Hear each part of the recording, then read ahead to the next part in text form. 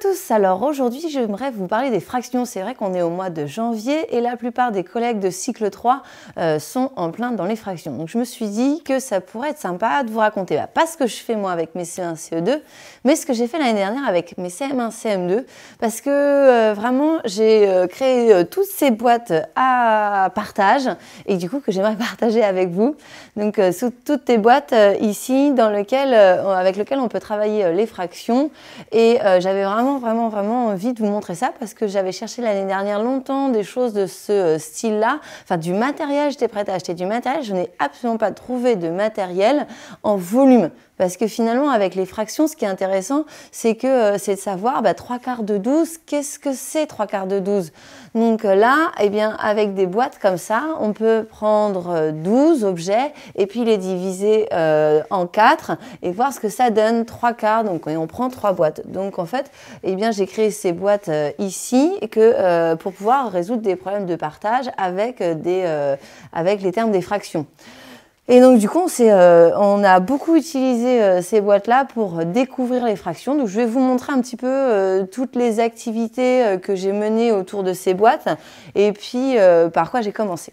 Alors, avant de travailler les fractions, peut-être ça pourrait être pas mal de faire un rappel de la lecture de l'heure avec les CM1, CM2 et de voir sur une horloge où se situe un quart d'heure, où se situe une demi-heure, où se situe 3/4 d'heure, parce que vraiment c'est à partir de là qu'on a retrouvé le vocabulaire avec mes élèves de quart et de demi. Donc après, eh bien, on a pu voir ici les fractions et on a pu renommer chaque boîte de couleurs. Donc on a vu que du coup j'aurais dit que ça c'était mon unité et ici eh bien j'avais la même longueur sauf que j'ai 2 boîtes. Et donc si on reprend ici le vocabulaire par rapport à l'horloge, comment on pourrait nommer cette boîte là? Eh bien, cette boîte-là, c'est la moitié, c'est le demi, c'est un demi de mon unité. Ici, après, eh bien, on a les boîtes vertes. Ici, eh bien, donc on a pu voir, on ne l'avait pas vu avec l'horloge, que ça s'appelait un tiers. Et puis, pareil ici, ma longueur est partagée, donc mon unité de cette longueur-là est partagée en 4 et donc on a pu revoir ici le quart. Donc on a pu nommer chaque couleur, chaque boîte de chaque couleur et ensuite après, eh bien, si jamais je prenais 2 boîtes, eh bien combien ça faisait? Eh bien j'ai pris un quart, j'ai pris 2 quarts, j'en ai pris 2. J'ai pris 2 boîtes de 1 quart. C'est vrai que les boîtes, eh bien c'est en volume, je peux les prendre facilement et surtout on peut mettre des choses dedans. Donc avec les élèves, on a pu ensuite après, on a été dans une autre salle de la classe. Je trouvais ça sympa de faire maths un peu ailleurs. Et on a fait ce que des élèves ont appelé maths et maths sport. On a fait des activités un peu sportives de course. Alors l'un des premiers jeux que je proposais pour les élèves pour qu'ils puissent enregistrer le nom des fractions, c'est un jeu en fait de famille où il faut demander à son camarade une carte pour pouvoir constituer une famille. Donc la famille se constitue en rassemblant simplement 3 cartes avec une façon de représenter et de nommer les fractions différentes. Donc il y a la façon de les nommer tout simplement en lettres. Il y a la façon de les nommer en les représentant avec la fraction et la façon de les nommer avec le dessin, la représentation du dessin, où là j'ai repris mes codes couleurs. Alors évidemment, pour la fraction justement qui est présentée avec le nominateur et le dénominateur, avant je leur avais expliqué en classe, une fois qu'on avait travaillé du coup le vocabulaire, voilà, là je prends une boîte qui s'appelle donc un tiers, je prends une boîte de l'unité qui est partagée en 3. Donc on avait travaillé avec les élèves et je leur avais expliqué que si jamais je prenais une seule boîte, je prends une boîte de l'unité qui est partagée en 3. Ici, par exemple, je prenais une boîte de l'unité qui est partagée en 1, 2, 3, 4, 5, 6, en 6. Et si jamais je prends 2 boîtes, je l'indique ici au numérateur. Donc ça, c'est quelque chose finalement que j'ai expliqué clairement à force de manipuler, de nommer et qui m'ont dit voilà maîtresse, là tu as pris 2/6. Donc il a fallu à un moment donné leur montrer comment ça s'écrivait et donc du coup je l'ai présenté un petit peu de façon au final explicite. Alors une fois qu'ils avaient manipulé les 3 types de cartes, eh bien, je faisais plutôt des courses où là les élèves, eh bien, ils étaient au fond de la salle et ils devaient courir pour aller déposer dans la bonne boîte la bonne carte. Donc je répartissais les cartes pour plusieurs équipes. Donc il y avait des équipes qui avaient les fractions en écriture, une équipe qui avait, enfin il y avait 2 équipes la fraction en écriture, 2 équipes la fraction avec les lettres et puis 2 équipes avec la fraction représentée par un dessin. Quand j'ai fait mon jeu, toutes les boîtes, je les avais mis à plat avec mon tableau que je pouvais trimballer partout. C'était un tableau blanc aimanté qui avait vraiment une dimension idéale. Donc ici, hop, 2/8, on est pour les 8e, 1, 2. Alors des fois, si on n'était pas sûr de la couleur, il fallait quand même vérifier qu'ici, on avait bien 8 boîtes. 1, 2, 3, 4, 5, 6, 7, 8. C'est bon, c'est celle-là. Je compte 1, 2. Donc après, au niveau des représentations, là, on pouvait se référer à la couleur. Donc hop, ils devaient courir et à force, donc ils manipulaient, ils observaient les cartes et les positionnaient dans les bonnes boîtes.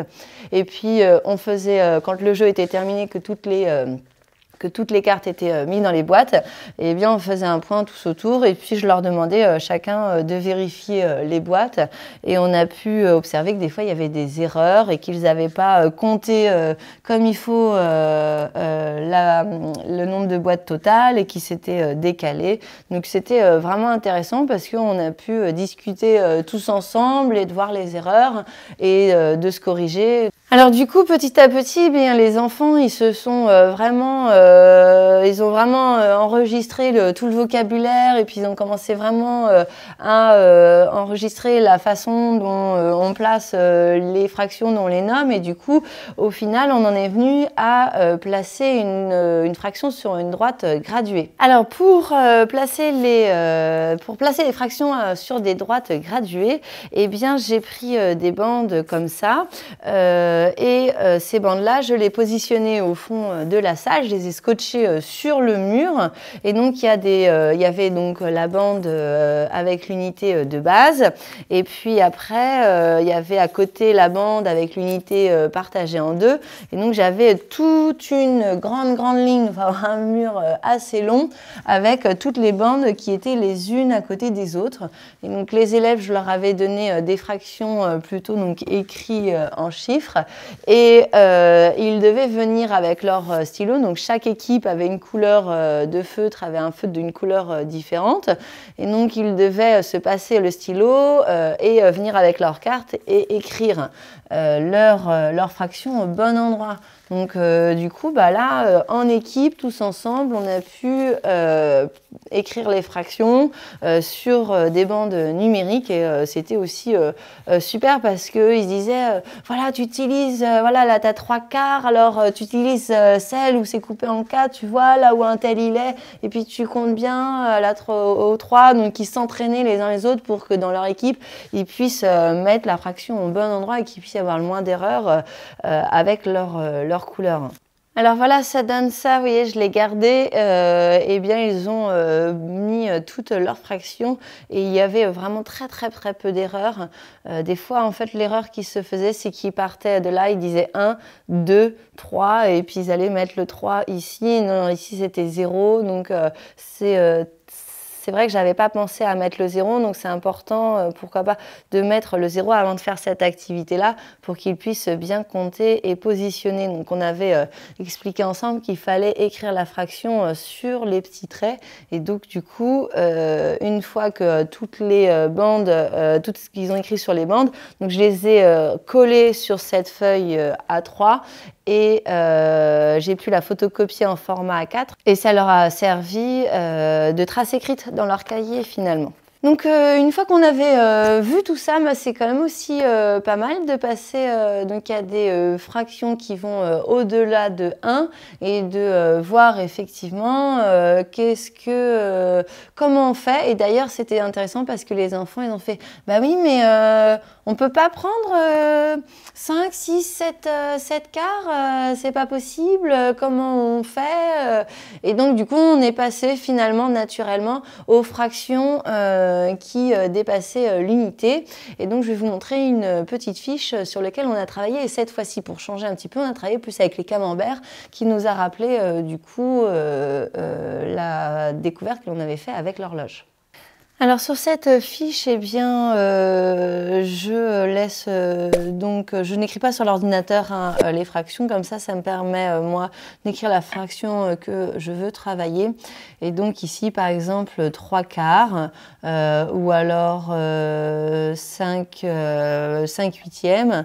Et donc les enfants ils vont prendre pour ça du coup le bon camembert. Donc on avait assez rapidement entre les bandes que l'on partage et puis voilà, la lecture des camemberts, ça s'est fait plutôt pas trop mal.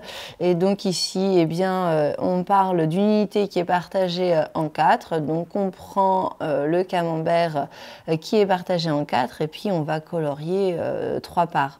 Et puis ici, en huitième, eh bien, on va prendre le camembert qui est partagé en 8 et puis on va colorier 5 parts.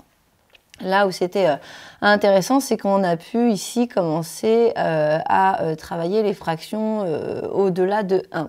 Donc si on prenait 5 quarts, bah, on travaille avec le camembert, donc l'unité qui est partagée en 4. Donc on va en colorier 4. Ah bah mince, il en faut encore une. Donc je vais reprendre un autre camembert. Je vais le coller ici. Et donc je vais colorier ici donc 4, 5. Ce qui fait qu'après, avec une autre fiche ici, on a pu, donc là, c'était à eux maintenant de dessiner les camemberts. Donc 6 quarts, on est sur des unités que l'on partage en 4. On va devoir donc colorier 1, 2, 3, 4. Eh bien, on n'en a pas encore assez. On va reprendre encore découper encore un autre camembert en 4 toujours. Donc on est 4, 5, 6. Donc on a colorié un camembert, une unité et 2 parts de l'unité partagée en 4. Donc ici j'en proposais d'autres, 7 demi. Donc hop, on partage en 2. 1, 2, 3, 4, 5, 6, 7 ici, donc on a 1, 2, 3 unités entières, 3 camemberts coloriés entièrement. Et ici, donc, on a une part de l'unité partagée en 2 qui est coloriée. Donc on a pu du coup petit à petit décomposer les fractions avec le dessin. Et de même, une fois qu'ils avaient pu décomposer comme ça, eh bien on avait une bande où donc je mettais les zéros ici, et donc on a une bande numérique qui est partagée donc soit en 2 avec le trait ici, soit en 4 avec les traits en bas, soit en 8 avec les traits au-dessus. Alors c'est pas forcément évident pour certains élèves effectivement que ma bande soit partagée en plusieurs parts. Donc j'ai une autre feuille où il y a des bandes partagées en 2, des bandes partagées en 4, etc. Donc ici, par exemple, donc, pour le A, donc 1 plus 2 quarts, donc ici, donc 1, 2, 3, 4, donc c'est 1. Donc on est sur des quarts, donc on va travailler avec cela, donc 2 quarts, 1, 2, on a le A ici. Et pour le B, ici c'est 3 plus 1 demi, donc 3 plus 1 demi, donc 1 demi c'est la moitié ici, donc 1 demi, B il est ici. Donc il fallait qu'ils placent leur point sur la droite ici que je proposais en bas. Voilà pour ma petite vidéo sur les fractions. C'était un petit peu long je crois, je vais voir ça au montage, mais je sais, je fais des vidéos un peu longues, mais j'ai toujours plein de choses à vous raconter. Et encore, je suis sûre que j'en oublie. Il y a tellement de jeux que j'ai trouvé sur internet qui étaient vraiment super et que j'aurais voulu vous parler comme quand même la part du trésor de la classe de Mallory et toujours de la classe de Mallory, Worm, Fraction. Donc c'est des petits jeux que mes élèves ils ont souvent utilisé en APC ou en atelier et c'était vraiment super. Donc allez voir du coup chez Mallory, c'est sympa aussi en complément de toutes ces choses-là. Je vous fais plein de gros bisous, je m'attarde pas et puis je vous dis à bientôt pour une prochaine vidéo de maîtresse. Salut!